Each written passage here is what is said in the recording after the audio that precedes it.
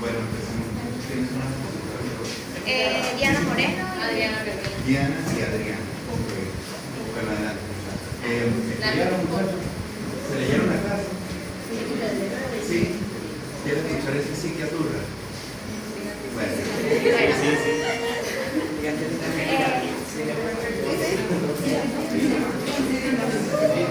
Es la pizarra que tiene contigo.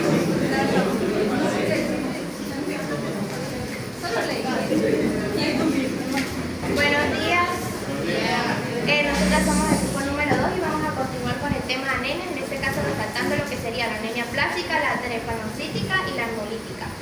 En primer lugar tenemos la anemia plástica, que es un trastorno hematológico poco frecuente pero grave, que se caracteriza porque hay un fallo en la médula ósea para producir las células sanguíneas y más importantes, que son los eritrocitos, leucocitos y plaquetas, lo que resulta en una pancitopenia periférica. Pancitopenia es el término que se utiliza para referirnos a la disminución de la producción de dicha célula. En la clasificación de la anemia plástica tenemos que se clasifica en adquirida, congénita y según su severidad. En la adquirida suele ser la más común y esta se da por fallo medular, ya sea por factores externos o por autoinmunidad. En la congénita es por un fallo genético hereditario y según su severidad está definida por la celularidad de la médula ósea, que en este caso es menos del 25-30%, y el grado de pancitopenia como neutrófilos menos de 500 y plaquetas menos de 20.000 para la severa, que eso lo va a explicar en un cuadro más adelante. Ya va, guárdala ahí. Andrés, ¿qué nos quisieron decir ahí? Una anemia plástica es una anemia caracterizada porque la médula ósea no está trabajando como debería, ya que no está produciendo las células. Exactamente. La médula ósea es la gran fábrica de células sanguíneas de nuestro cuerpo y la médula sencillamente se duerme. Eso puede ser por múltiples factores. Al dormirse la médula, por supuesto, no se van a producir ni eritrocitos, ni serie blanca, ni serie plaquetaria tampoco. Ahí nos hablan de que la más común es la adquirida, fallo medular por factores externos por autoinmunidad. Ok, detengámonos un poco ahí. Existen ciertos factores externos que pudiesen afectar la producción celular en la médula. ¿Qué crees que puede ser uno de esos?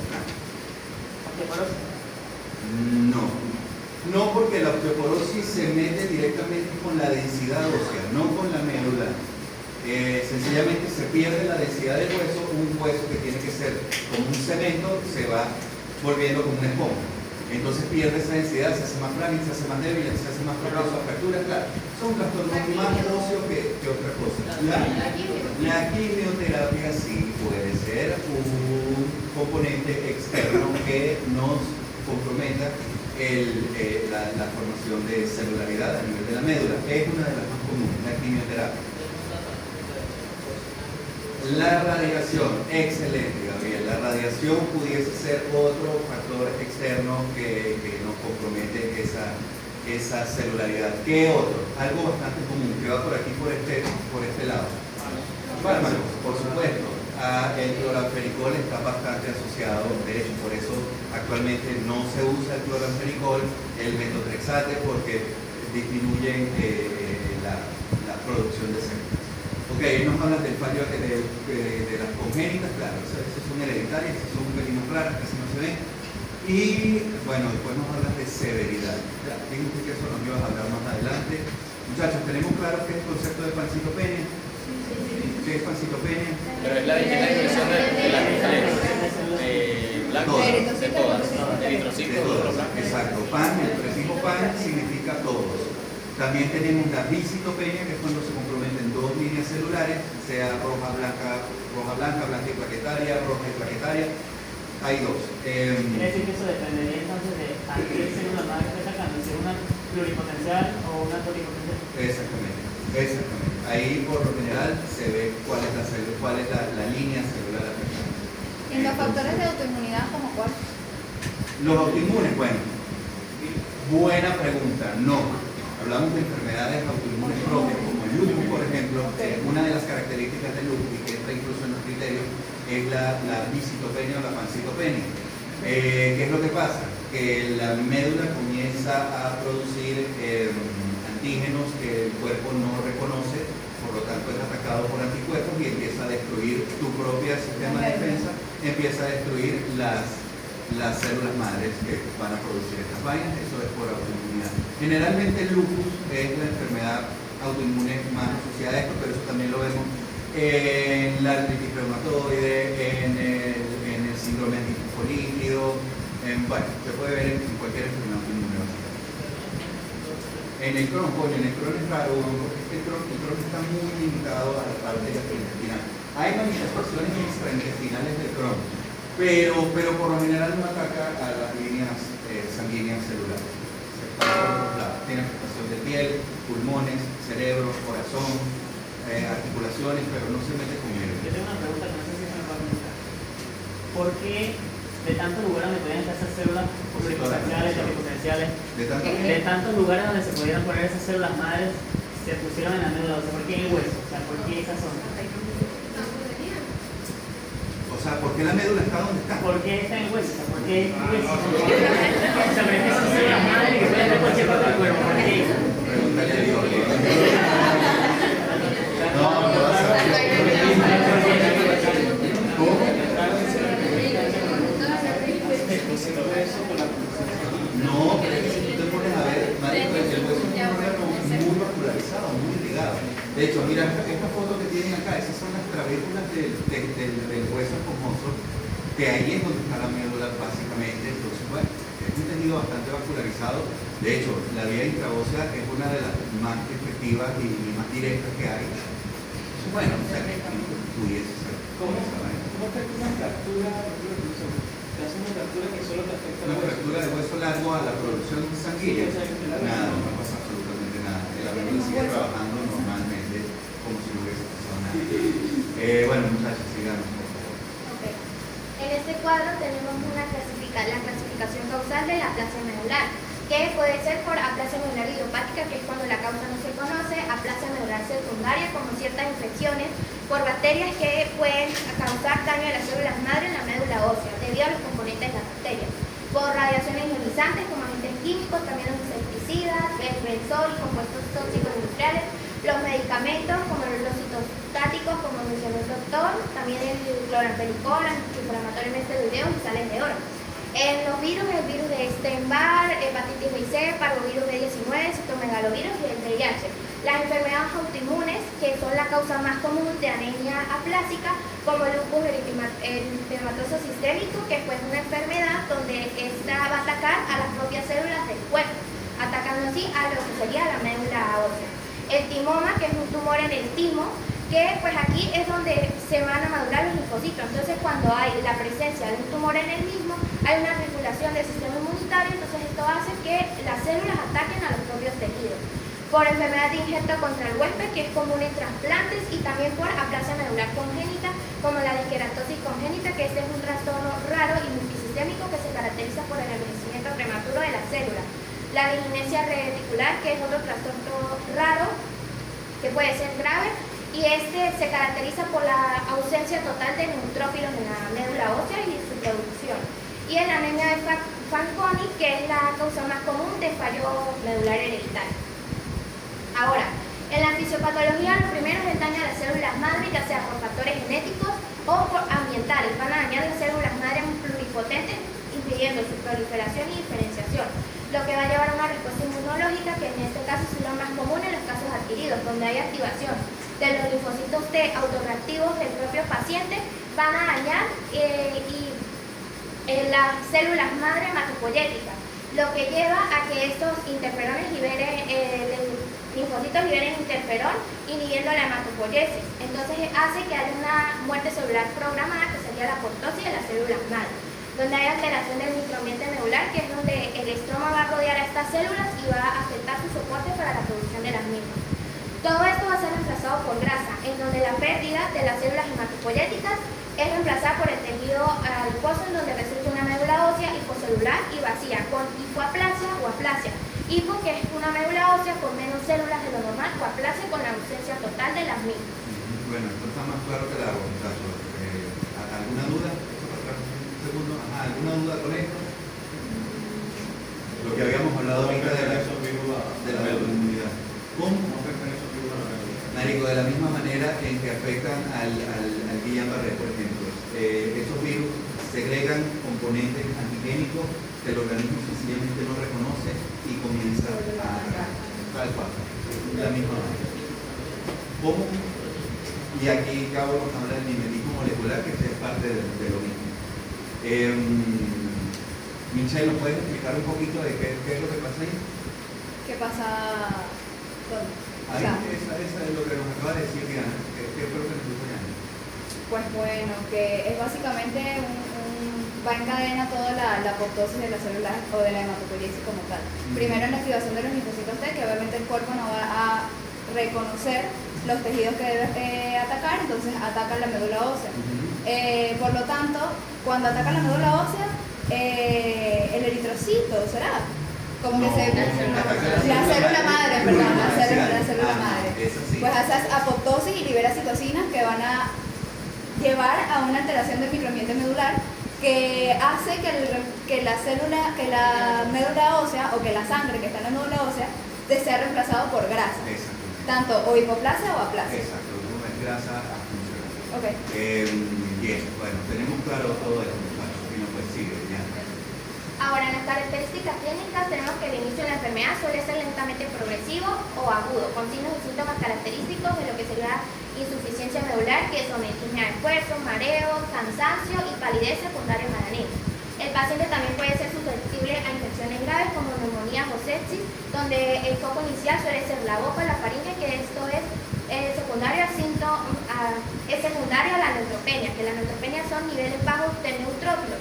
Entonces, como el paciente no tiene estas células inmunitarias que actúan de primera línea contra antígenos, es por eso que va a ser más susceptible a contraer infecciones.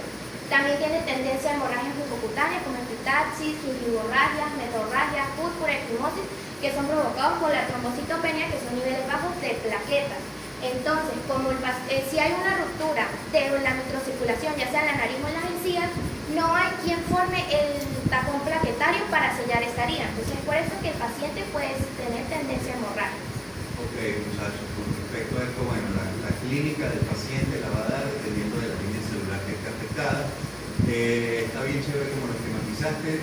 Si se ponen a ver el primer ítem, nos habla de síntomas de anemia crónica. Es un paciente cansado, es un paciente disnéico, es un paciente pálido, es un paciente que da 10 pasos y ya se cansa. Eso por supuesto es secundario a la anemia. Son pacientes inmunosuprimidos, por lo tanto van a estar susceptibles a infecciones. Ahí nos hablan de neumonía, sepsis. Mira, por lo general comienza por infecciones oportunistas.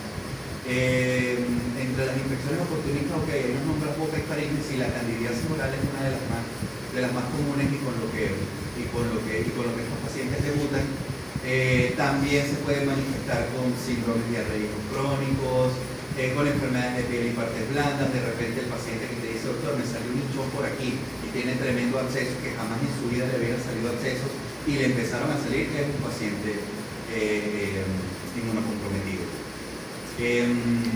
Bueno, eso con respecto a las infecciones generalmente oportunistas, ya cuando llegan a sepsis o a neumonía o infecciones severas, hay un inmunocompromiso bastante importante.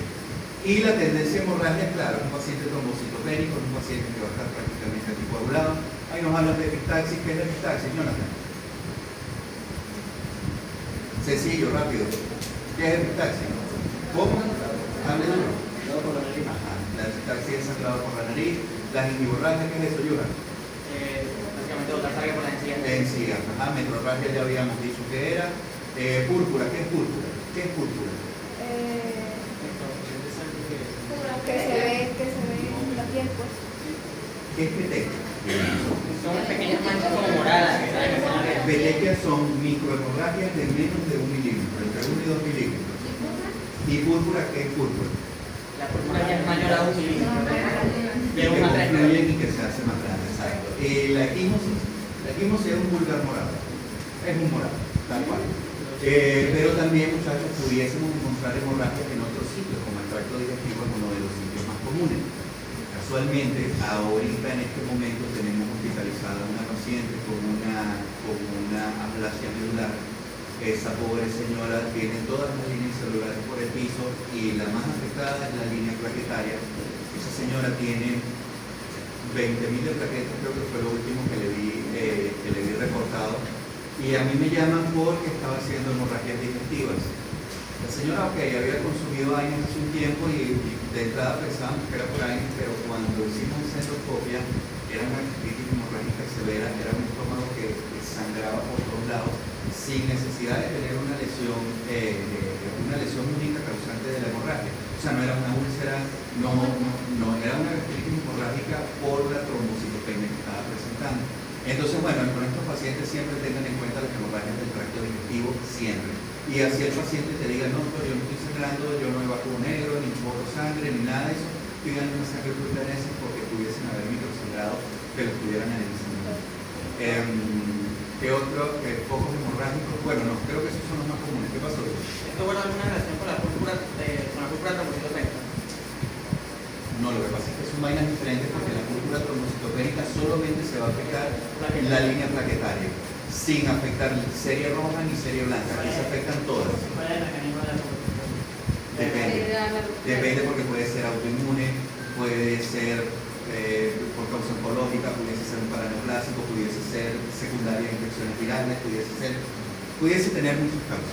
Doctor, una pregunta. Esto no puede causar ceguera, porque en el caso de que no hay suficiente oxígeno, por decirlo así, en el tubo sanguíneo, no puede causar algún tipo de ceguera. Ceguera, pero ceguera ¿por qué? Porque era un órgano multilateral. Bueno, no, pero a esos extremos no. No hay relación alguna con la plasia medular y la pancitopenia con trastornos visuales. Pero eso ya no es más cuando hay, por ejemplo, si la niña está avanzada, Por eso, o sea, no hay la parte mental porque ya no está llegando mucho oxígeno al cerebro. Pero es que no, me digo, ya como una anemia severa, primero te joda un choque hipovolémico que no sé, una hipoxia cerebral o un ictus Exacto, probablemente primero ese paciente caiga en shock antes de eso. Está más asociado a la parte nerviosa que a un... Sí, claro, pero es como te digo, en una anemia severa ya por 3 de hemoglobina, es más probable que ese paciente lo mate el shock que lo pueda otra cosa.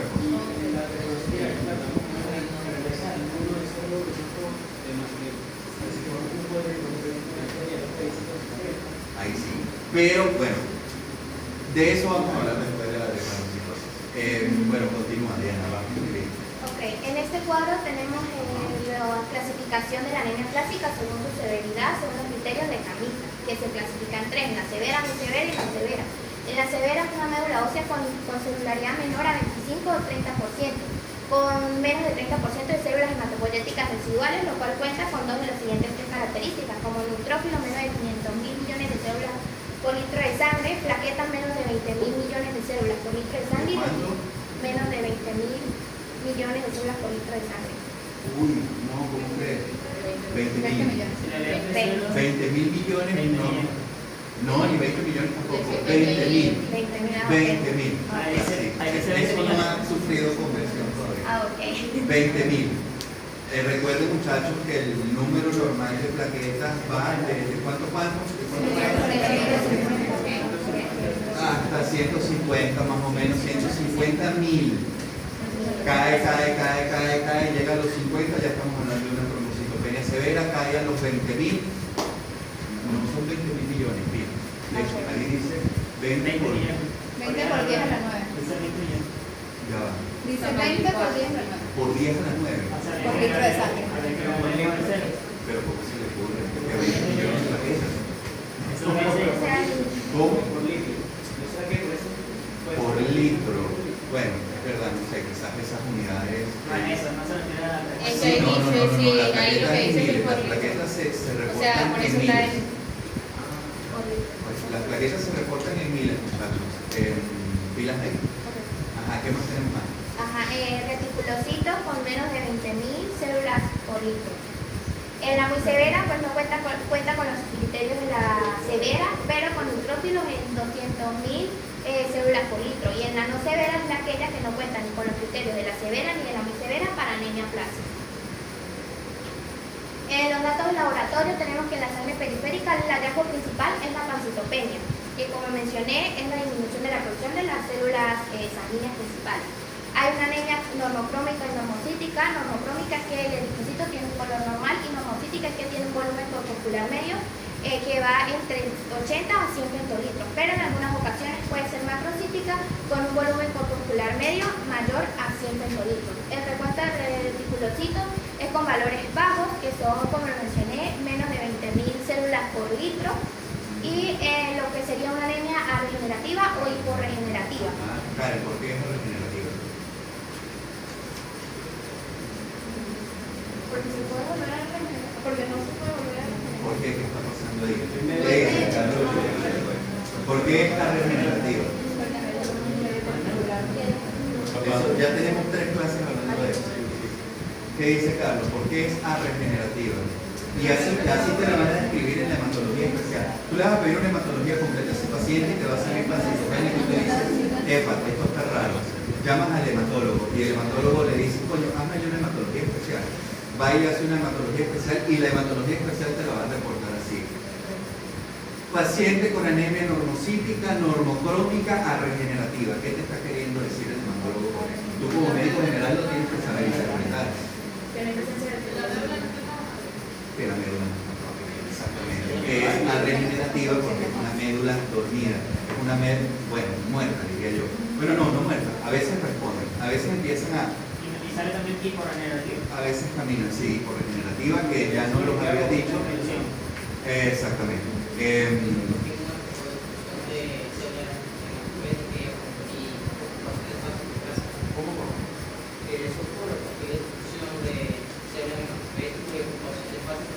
Exactamente. Entonces, ¿cómo vamos a ver eso?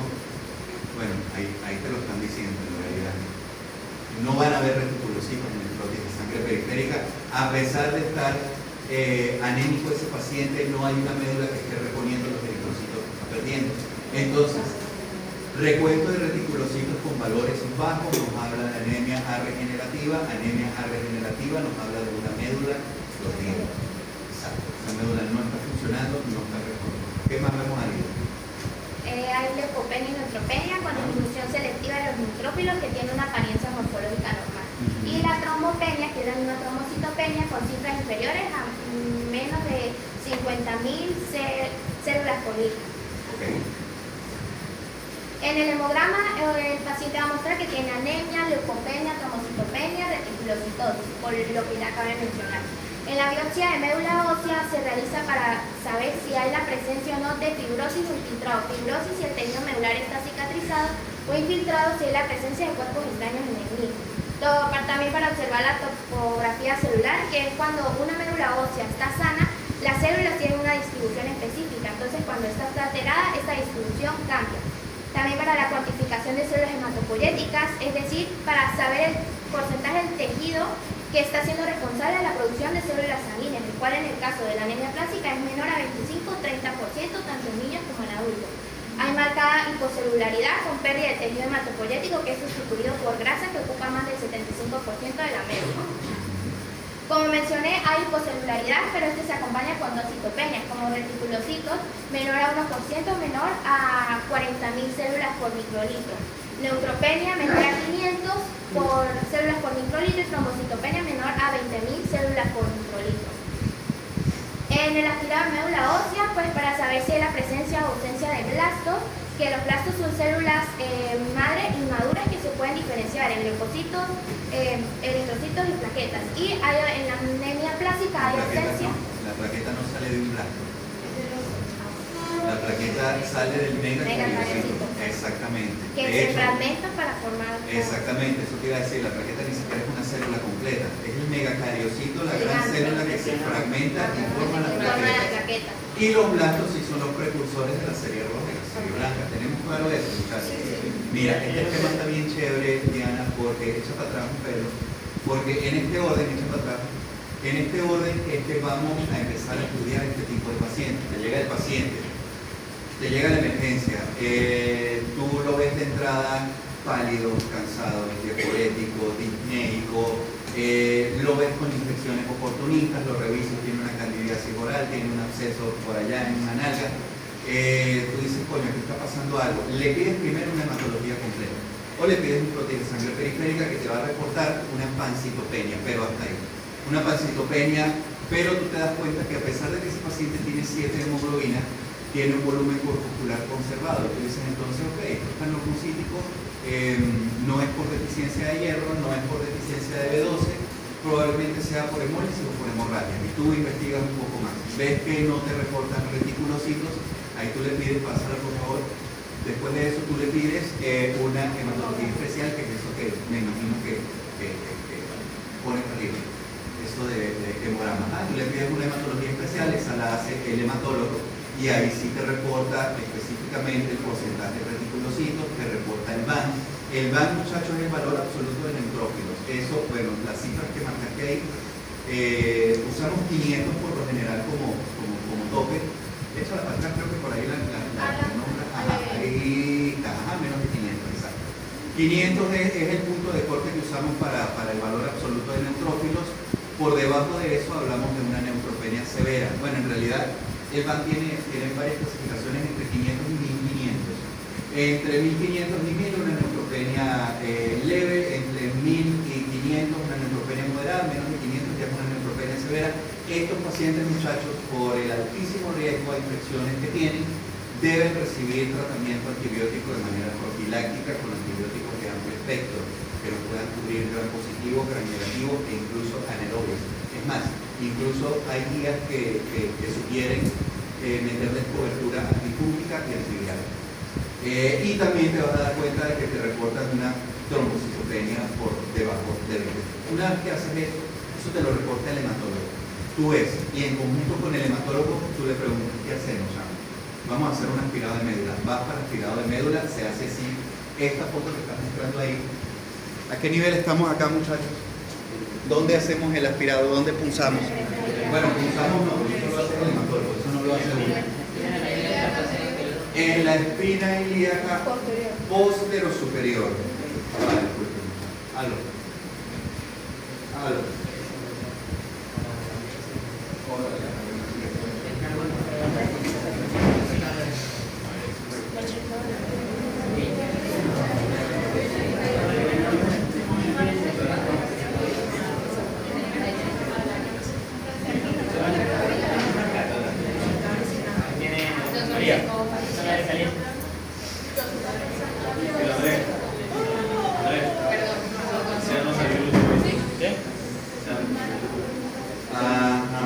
¿Dónde quedamos? Ajá, va para el aspirado se hace ahí tal cual. En espina ilíaca posterior superior, esa vaina es extremadamente dolorosa, de hecho los pacientes los sedan para poder hacer eso porque duele demasiado. En el aspirado te van a reportar esto, por lo general se hacen juntos, tanto la biopsia de médula como el aspirado se hacen una misma función para no estar cuidando tanto a ese paciente que esa vaina es tan dolorosa. Se hace, exactamente. Ese es el punto. Bueno, esa es una. Y también porque el hueso pélvico tiene una gran densidad de médula. O sea, en el hueso pélvico es uno de los sitios, lo que es columna vertebral, pelvis y fémur son los sitios donde más actividad tiene esa médula. Entonces, bueno, por lo general se hace tanto por lo superficial como por la densidad de la médula a ese nivel. Si lo hacen enfermo de esa altura, podría comprometer algo. No tanto, sino que tiene mayor riesgo de fractura o de lesiones diatoménicas. En cambio, ahí es un sitio seguro, porque es un hueso plano, es un hueso que soporta grandes impactos, entonces, bueno. ¿Y el brazo? O sea, lo hacen sin anestesia ni nada. No, los tienen demasiado. Eso es extremadamente doloroso, porque no es una aguja de inyección normal, es una pieza como así. ¿Cómo? Bueno, como cualquier paciente poco operado, por supuesto va a tener molestias, va a tener dolor y tal, pero pasa. Pero el momento de la punción es extremadamente doloroso y al paciente lo someten a anestesia. Pasa. Ok, entonces muchachos, pedimos hematología completa, después pedimos hematología especial, después, por supuesto, todo esto en el contexto de alteraciones que nos salgan en esos resultados. Vamos a pedir la biopsia y el aspirado. Y bueno, ya con eso por lo general ya hacemos diagnósticos. ¿Qué más nos tienen ahí? Okay. En el diagnóstico claramente hay médula ósea celular con menos de 25% de células funcionales. que como ya mencioné, se acompaña con dos citoperias, neutrófilos menos de 1.5 mil millones de células y plaquetas menores a 50.000. Unidades, muchachos. No es 1.5 mil millones, eso ni siquiera existe.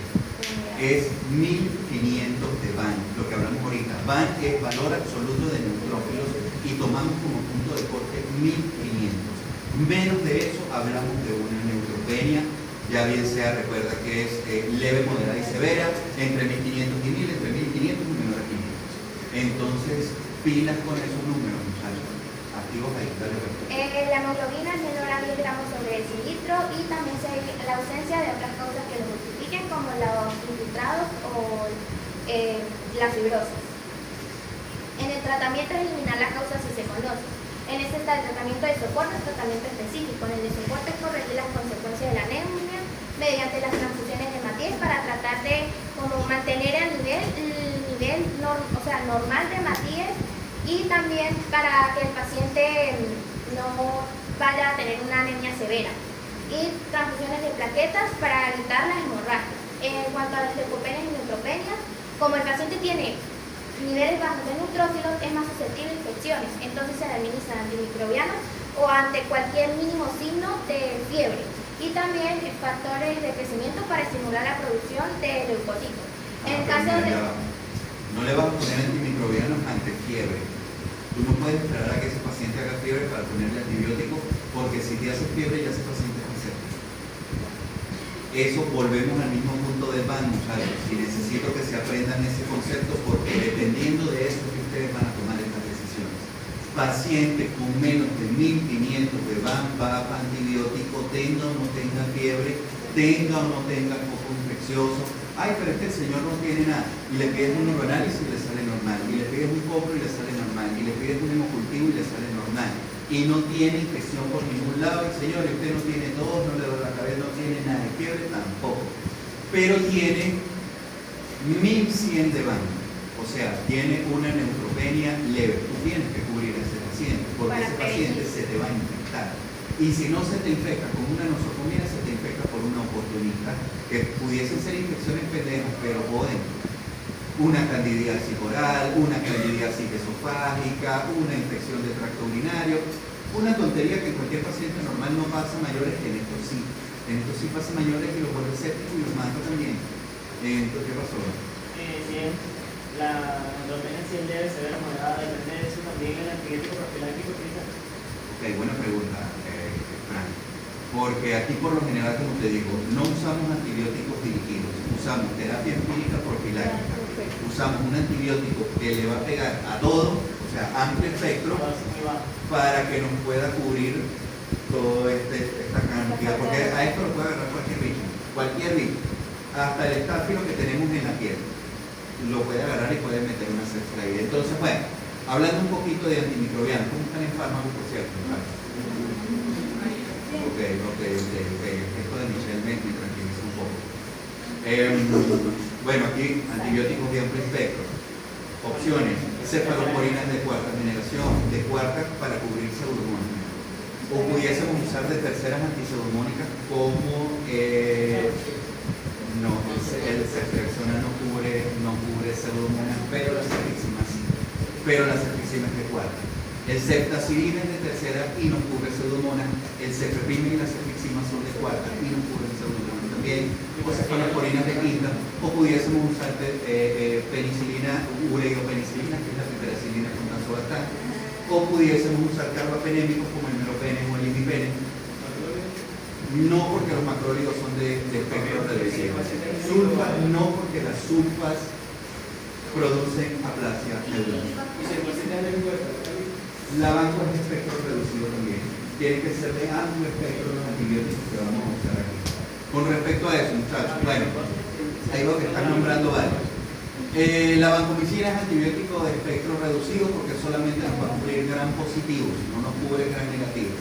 Incluso a veces es específico solo para estafilococcus. Las sulfas producen anemia, producen aplasia medular. Las sulfas inhiben la actividad medular, por lo tanto no las usamos. Nos hablaban también de aminoglucósidos, el aminoglucósido es de espectro reducido también. Pero si el paciente es alérgico, Si es alérgico, ahorita ya vamos a ver. Vale, no. Sí. Muchachos.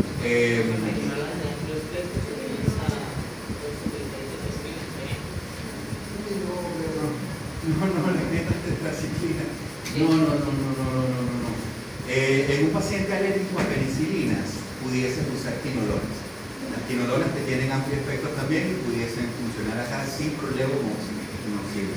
La moxil, recuerden que nos cubre, aparte de gram positivos y gram negativos, nos cubre anaerobio también. Por ahí nombraban los aminoglucósidos.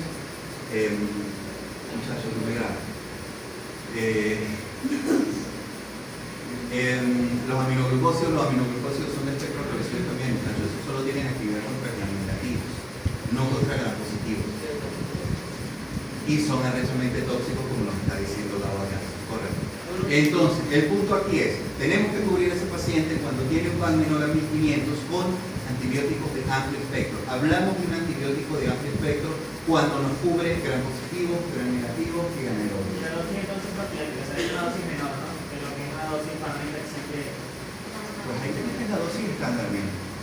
La dosis estándar. Muchachos, estudien farmacia, aprendan dosis, porque eso es pan nuestro de cada día. ¿Qué hablaban por ahí? No, que sí, pan nuestro. Porque dice que es adecuado que la arquea de hierro. ¿Cómo? Porque dice que es adecuado que la de hierro.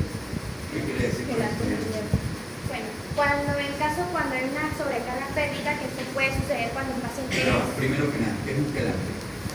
es un fármaco que va a atrapar el Exactamente. hierro.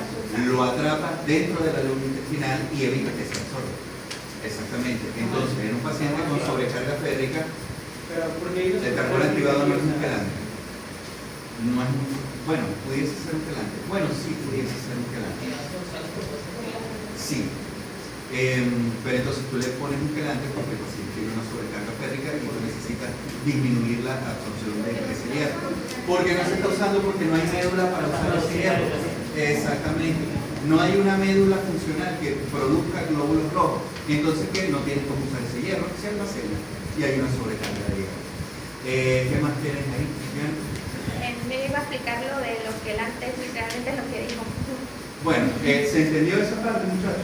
Sí. Ok. Pero en el caso de tener un agente de hierro, el propio cuerpo tiene un mecanismo hepático para evitar la absorción. No, de hecho, en el perfil ferrocinético, eso lo vas a ver ahí. Vas a ver la ferritina por las nubes. Yo digo que cuando se dé la patología del metabolismo del hierro, aparece que porque el hígado sintetiza excidina y eso va a la flora renal. Pero esos mecanismos en presencia de esto falla totalmente. Claro. No son suficientes, ¿no?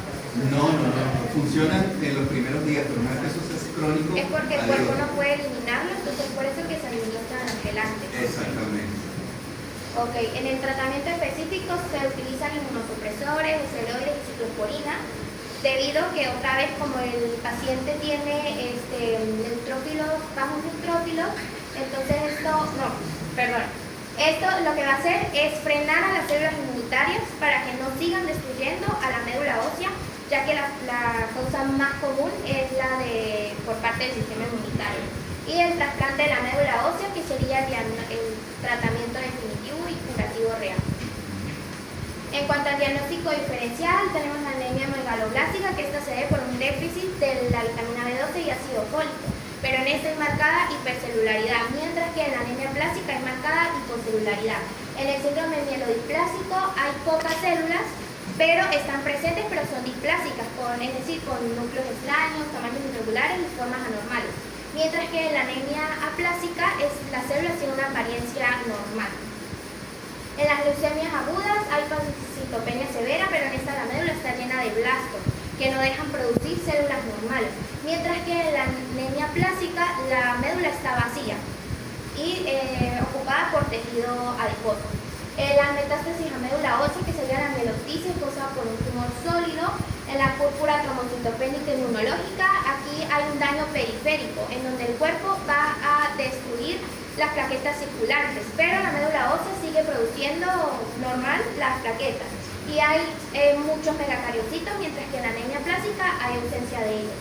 Y en las infecciones virales, Aquí hay una pancitopenia transitoria, ya que la infección puede dormir a la médula y de forma temporal.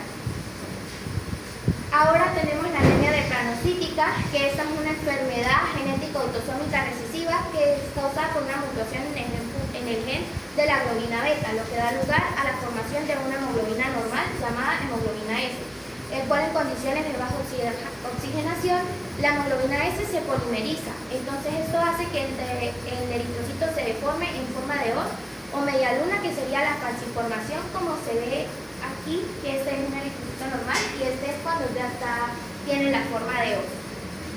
De semiluna. Semiluna. ¿Saben qué es una hoz? ¿Saben qué es una hoz? Sí. Ok. Los síntomas de la anemia drepanocytica, los más comunes son infección del tracto respiratorio, esplenomegalia, hiperbilirubinemia, y también la anemia, y usualmente en pacientes que no tienen crisis vasooclusivas puede presentar ictericia, palidez, esplenomegalia y bajo peso. Y los niveles de hemoglobina en están entre 6 y 8 gramos sobre decilitro. Ok, ya va, echa un pelín para atrás. Ajá, muchachos, en el paciente drepanocytico, lo más común y encontrarle en estos pacientes que, por supuesto, van a tener bajo peso, son pacientes desnutridos, son pacientes con esplenomegalia,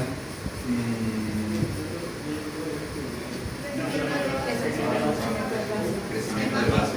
Es más, llévate este dato. Hablamos de esplenomegalia con un vaso mayor a 10 centímetros.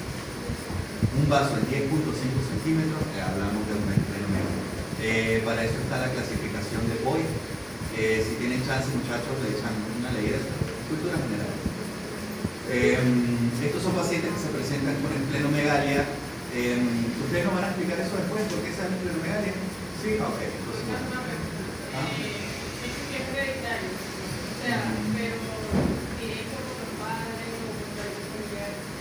sí, no, por los padres. O sea, si mi papá tiene eso, yo lo voy a tener. Es probable Y que es sí. genética también. Tú o alguno de tus hermanos, porque no es que todos los hijos van a salir con drepanocytosis. Por lo general es uno. Son genes recesivos no dominantes. Exactamente. No es que todos van a salir así. No es que si mi papá lo tiene, yo voy a hacer. No. Pudiese ser tú o pudiese ser cualquiera de tus hermanos. Estos pacientes, muchachos, van a estar, por supuesto, muy histéricos, van a tener hiperbilirubinemia. ¿A expensas de qué será esa hiperbilirubinemia, Yuja? Eso es lo que iba a preguntar, ¿la hiperbilirubinemia es directa o indirecta? Eso dímelo tú. Ok, supongo que sería indirecta porque al haber déficit de eritrocitos, pues se va a elevar la indirecta y no se puede hacer el ciclo de la bilirrubina total y... Por la destrucción de los eritrocitos, exactamente. Eso es correcto. el ciclo de la bilirrubina y no hay Un daño hepático. Un daño colectáceo. ¿Qué pasó? Bueno, a eso iba mi punto y por eso le estaba haciendo énfasis en toda esta clínica que nos ponen ahí. Porque, ok, si bien son pacientes inmunocomprometidos de las infecciones, pues no es que uno las vea tanto, por supuesto que las hacen, claro que sí, pero el paciente te llega por lo generalmente o en crisis dolorosa o por lo demás, palidez, ictericia, esplenomegalia, debilidad. ¿Por qué es nutrición? ¿Cómo? ¿Por qué es nutrición? Porque ese paciente maneja entre 6 y 8 gramos de hemoglobina, un cuerpo sin oxígeno no se nutre. Claro, es un paciente anémico crónico, un paciente que toda la vida ha manejado 8 de hemoglobina. Entonces son unos tejidos que han estado sometidos a hipoxia toda la vida, exactamente. Y el inmunocomprometido por la anemia. Porque ahí es que la cuenta blanca, la cuenta blanca de género, creo que tiene anemia. Por la misma anemia, son pacientes inmunocomprometidos y por el tratamiento también. Estos son pacientes que reciben esteroides, son pacientes que reciben inmunosupresores, estos son pacientes que, bueno, he tenido varios casos de pacientes drepanocíticos donde hacen una esplenomegalia demasiado arrecha y van para esplenectomía. Entonces son pacientes esplenectomizados, todos pacientes esplenectomizados, pacientes inmunocomprometidos. Un paciente que está más propenso a infecciones. Bueno, ¿qué ibas a decir tú, Rubén? Hable duro para las todos. células falciformes solo aparecían cuando había bajo oxígeno en los pacientes. Y tú sabes que es muy común. El paciente que es de aquí de Baní y vive toda su vida tranquilamente y no lo sabe y de repente se tira un viajecito para el páramo y en el páramo hace una crisis dolorosa. y le da una pálida y ¡ay, que le dio mal de páramo! Dele una sopita o dele Gatorade, dele cerito y bájelo. Cuando lo baja, el paciente no mejora y cuando le hacen una hematología le reportan células falciformes. Pero eso se ve muchísimo. Hace como un año más o menos tuve un paciente que desencadenó una crisis trepanocítica por un viaje al pico, allá en medio. Y estando en el pico le dio la crisis, por eso, por la disminución de oxígeno. Pero eso es reversible. O sea, sigue, después vuelve a formar un nódulo normal. Si se trata no pasa nada, si se trata claro. Y el dolor ¿cómo es? El dolor es espantoso. Porque yo vi en una serie que el dolor era como puyazo horrible espantoso, y le es metían horrible. morfina y la señora no mejoraba. No, ellos hacen una crisis horrible que no pueden ni caminar porque pues están haciendo un secuestro esplénico. Bueno, ya creo que ustedes nos van a hablar de eso. La hepatomegalia se da por secuestro esplénico, muchachos. Recuerden que en el vaso es el sitio donde el eritrocito va a destruirse una vez que cumple toda su función a los 120 días, que es la vida media del eritrocito. Cuando llega ese eritrocito en forma de hoz, de semiluna, y llega a ese vaso, el vaso no lo reconoce como un eritrocito normal, así es que es recién hecho. Pero dice que este eritrocito ya está abierto, este eritrocito no sirve, vamos a pasarlo para el área de desecho. La vaina es que todos los eritrocitos se encuentran así y empieza a hacer secuestro esplénico y ese vaso empieza a crecer y a crecer y a crecer y a crecer. Y eso causa un dolor horrible, bueno, tanto así que muchos de esos pacientes van para cirugía directa. El dolor no es localizado. Sí, localizado. Bueno, no abdominal, pero severo, mano. Sí, claro. Yo porque pensaba que si hacía rotura no se en los vasos periféricos, pero ahí cualquier parte. No, pero ahí no hay rotura de vaso. Eso también no hay como microinfarto, Pero no es- contención, porque no tiene es que más de dormir y Eso sí, pero no es rotura de vaso, son microinfartos. No es Exacto. la hipoxia lo que genera más bien el dolor. O sea, no es La hipoxia y el secuestro esplénico. ¿Por qué el secuestro esplénico da dolor? O sea, al final están las cisternas del vaso barriendo eritrocito, pero eso por qué genera dolor. Mira, porque cuando ese eritrocito falciforme entra al vaso, ¿a qué llamamos secuestro esplénico? Ese eritrocito entra al vaso. El vaso lo reconoce como algo que no está bien. ¿Y qué hace el vaso? En el hillo esplénico, que es donde está la arteria esplénica y la vena esplénica se contrae y la arteria se dilata para que disminuya el flujo sanguíneo y para que ese vaso no permita que salgan esos eritrocitos y se queden atrapados ahí. Porque el vaso que busca destruir esos eritrocitos raros que están circulando por ahí, él necesita destruirlos, pero para eso él no los deja salir del vaso, o sea, se quedan ahí, pero se llama secuestro esplénico, porque esos eritrocitos se quedan ahí y el vaso de iluso cree que los puede destruir y lo que hace es joderse de orina. ¿Qué pasó? No, marico, eso no se adivina. El vaso se colapsa y empieza a crecer y ahí es donde viene el desastre.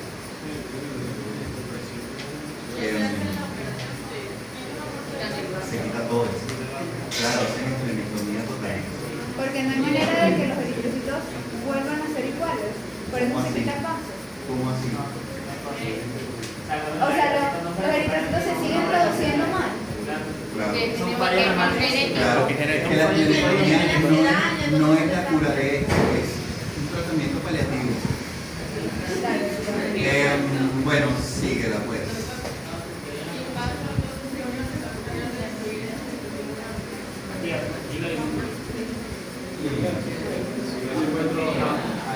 Aunque, bueno, ya van a ver muchachos que al final la clave de estos pacientes es evitar las condiciones que producen la crisis trepanocítica.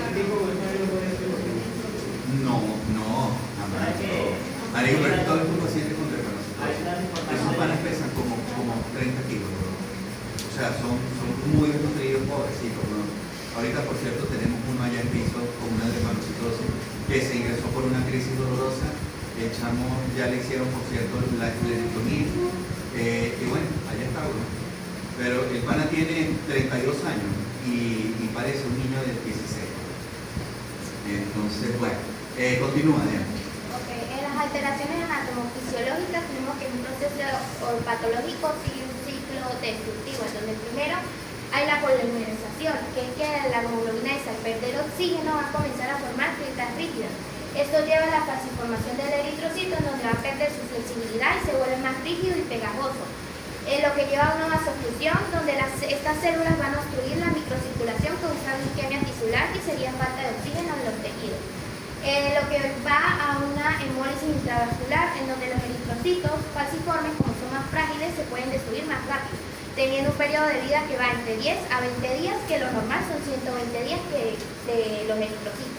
Esto hace que los lepranocitos o los eritrocitos en forma de hoz se adhieran al endotelio vascular, activándolo y promoviendo la inflamación crónica, que es lo que sucede en el vaso y por eso es la esplenomegalia. ¿Y sabes por qué se adhieren al endotelio? Porque como son unos ganchos, son como unos ganchitos, se quedan pegados. Entonces, está este drepanocito como una semiluna, él se pega en el endotelio y llega otro impacto y se le pega por aquí, y llega otro impacto y se le pega por aquí. O sea, empiezan a funcionar. De hecho, mira esa imagen que está allá, como un rompecabezas, se pegan unos con otros y como tienen esta forma, encajan perfectamente. Siento que todavía haciendo microlesiones en el endotelio no bajaría frecuencia otra que no sé si ya lo sé. No, porque lo que se adhiere ahí son estos eritrocitos deformes que están circulando. Quedan como un tapón. Quedan como un tapón, exactamente, porque se pegan unos con otros. ¿Qué iban a preguntar por ella?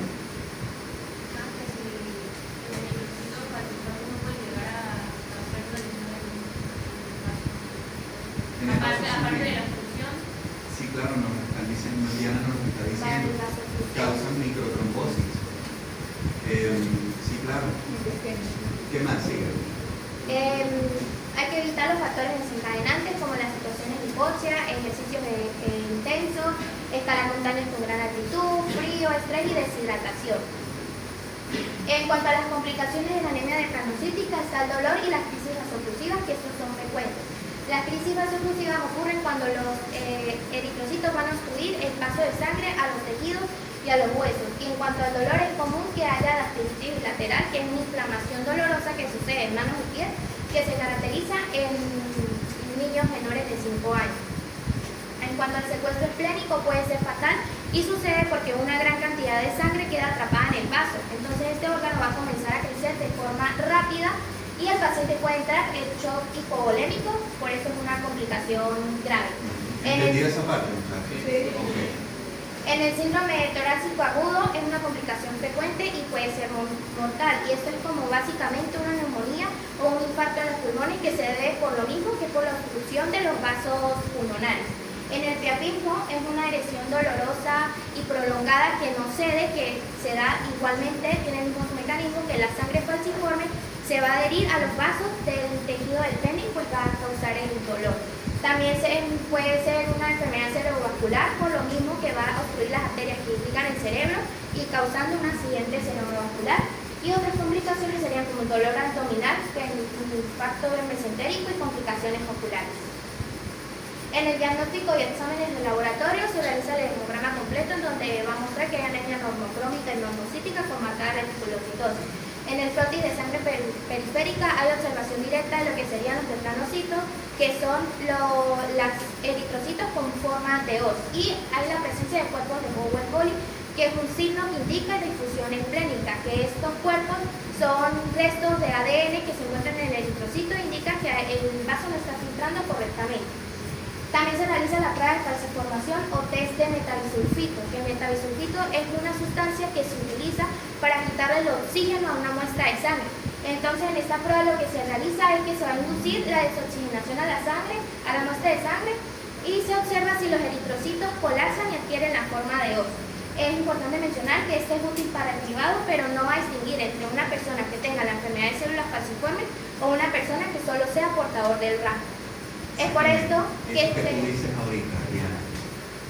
Una cosa es tener anemia drepanocítica y otra cosa es una taradrepanocítica. La taradrepanocítica son pacientes que no exhiben todos los genes que causan la enfermedad, pero tienen algún gencito, algún cromosomita que está echando vaina por ahí.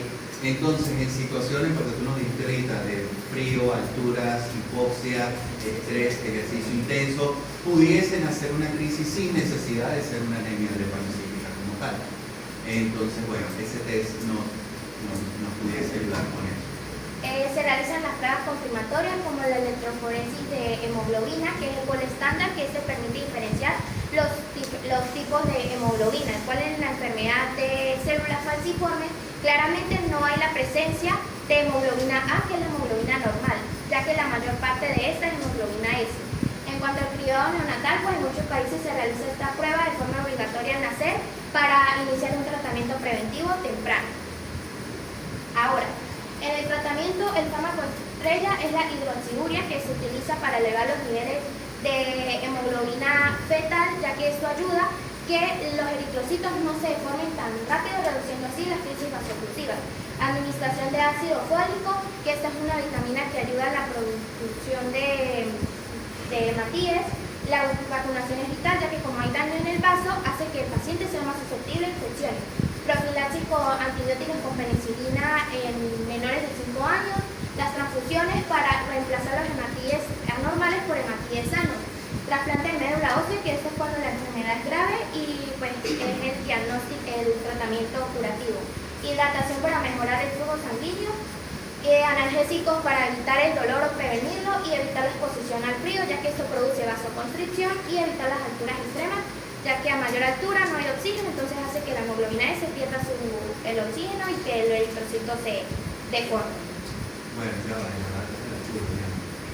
Miren, muchachos, ok, con respecto al tratamiento, bueno, que si el ácido fólico, que si la hidroxiurea, esto pudiese funcionar en casos leves. La vacunación en pacientes que van para esplenectomía, por lo que nos comentaste, son pacientes que al quedar sin vasos quedan inmunocomprometidos, tienen que tener todas sus vacunas allí.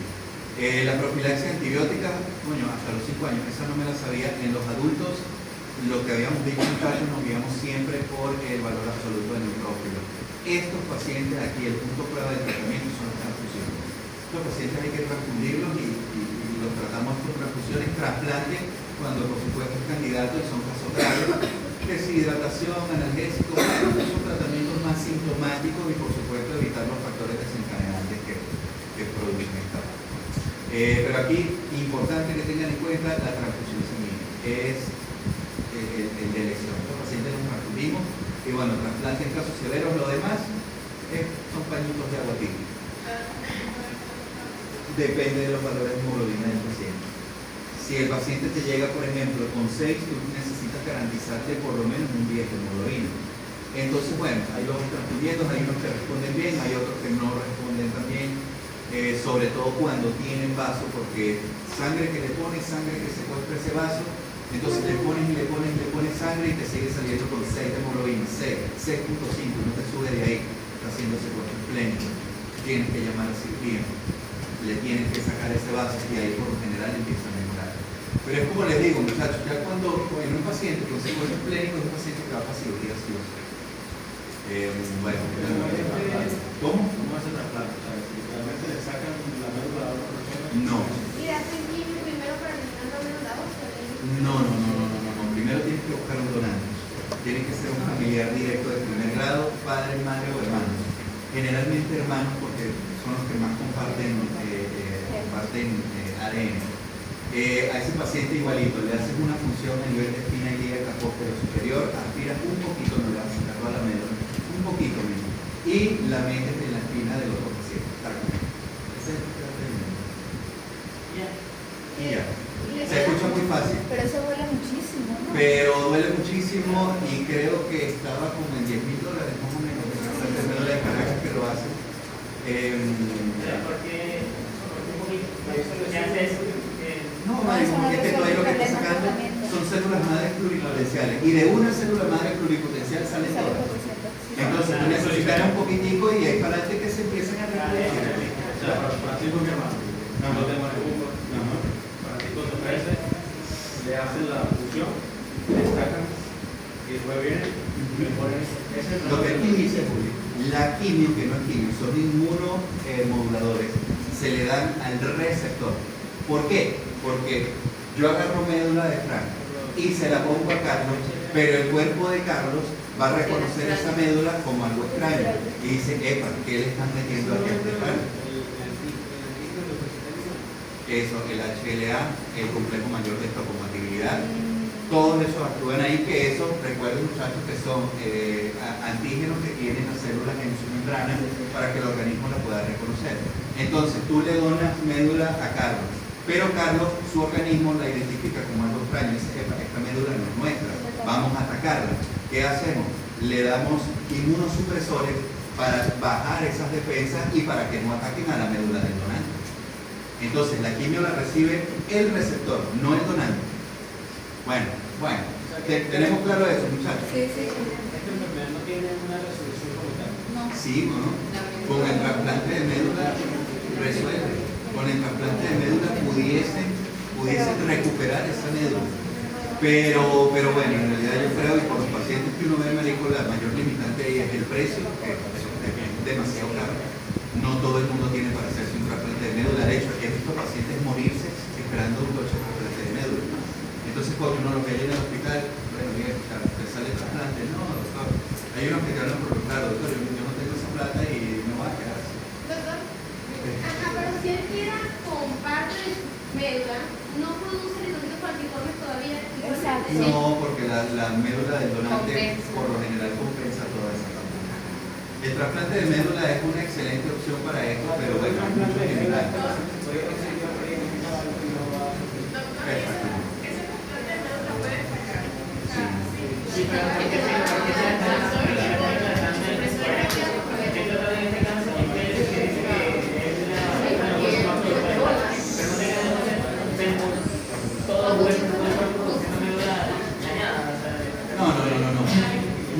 No, con esa médula del donante sirve para compensar todo eso.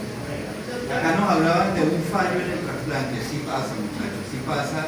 Pacientes que no se adaptan bien al tratamiento inmunosupresor y el mismo sistema inmune del receptor ataca a la médula donante y nada, la piel después se pierde esos reales. Y el paciente que el tratamiento vuelve a iniciar Ahí se puede hacer otro trasplante, pero bueno, con el riesgo de que lo pueda realizar. Exacto, y esto aplica para todos los tipos de trasplantes, renal, pulmón, hígado, cualquier trasplante puede hacer un rechazo del receptor. ¿Por cuánto tiempo es el tratamiento? ¿Cómo? ¿Por cuánto tiempo es el tratamiento después de ese trasplante?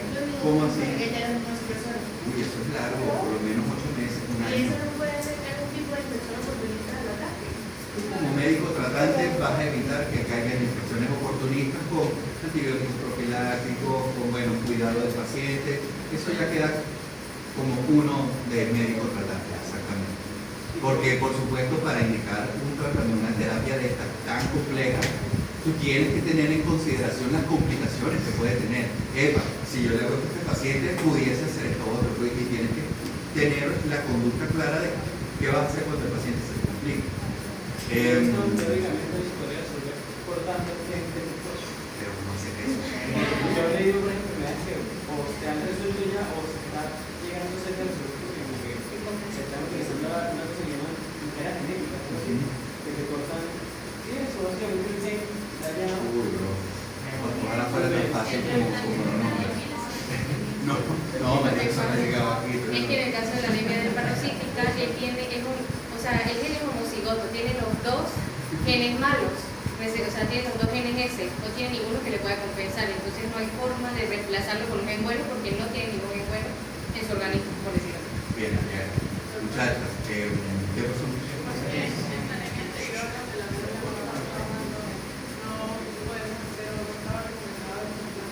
En la práctica, sí, vale. Sí, también es parte del tratamiento. En ambas, claro que sí. Y responden mejor todavía en la práctica que en el tratamiento. El trasplante de médula entonces es el tratamiento definitivo. ¿Y la transfusión en este caso sería hepática o cómo? No, la transfusión es dependiendo de los valores de hemoglobina que maneje el paciente. Como te dije, si llegas a ese paciente a 10, él se puede mantener con 10, chévere, no lo vas a transfundir más. No lo transfunde más, pero la transfusión, ¿cómo? ¿Los deformes, los falciformes, o sea, siguen produciendo igual? No, porque, bueno, se supone que ese paciente ya le quitaste el vaso. Y en los pacientes emplanectomizados disminuye bastante la proporción de eritrocitos falciformes. ¿Y por qué no pasa lo mismo en el hígado que en el vaso, por ejemplo? No, porque el vaso tiene mayor.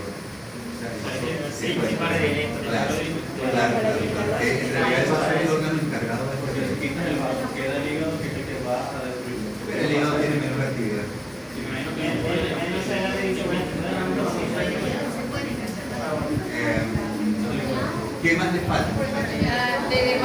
hemolítica solo falta el diagnóstico diferencial y luego empieza la hemolítica. ¿Para qué tienes ahí? Ya me tengo que ir. En el diagnóstico diferencial tenemos la HBS beta-talasemia, que ese tiene un cuadro clínico similar a la drepanocytosis, pero generalmente tiende a ser más leve, ya que no solo presenta el HBS, sino que también puede presentar del 10 al 30% de hemoglobina A. Y por tanto, pues no compensa lo suficiente, pero está presente. Ahora, en la enfermedad con HBSC, tiene hemoglobina de ambas, tenemos que se suele ser más leve que la drepanocítica, con menos crisis dolorosas y niveles de hemoglobina más altos. Y esta presenta mayor riesgo de complicaciones oculares, retinopatía, porque como el nivel de hemoglobina se encuentra normal, pero aún así las células no tienen la forma correcta y están fallando, la sangre se vuelve mucho más viscosa y puede producir microinfartos en el área de la retina. Ahora, en el rasgo falciforme era lo que se está explicando anteriormente, que es el estado de portador sano, porque es un portador heterocigoto. Tiene aproximadamente 40% de hemoglobina S y 60% de hemoglobina A. Por lo tanto, hay suficiente hemoglobina normal para compensar que el eritrocito no se deforme. Eso es lo que decía ahorita, lo que llaman taras drepanocíticas.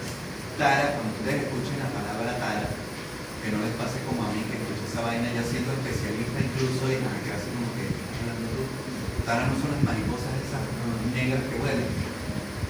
Y bueno, menos mal tengo un muy gran pana hematólogo que me explicó, me dijo, no, la tara es el portador heterocigoto que tiene un solo gen, el otro no, entonces no es un drepanocítico como tal, pero se pudiese comportar en situaciones de riesgo como un drepanocítico. Por eso dice que generalmente son asintomáticos, ellos no tienen crisis vasoclusivas, excepto en estrados muy graves de hipoxemia, que ahí pues son predominantes.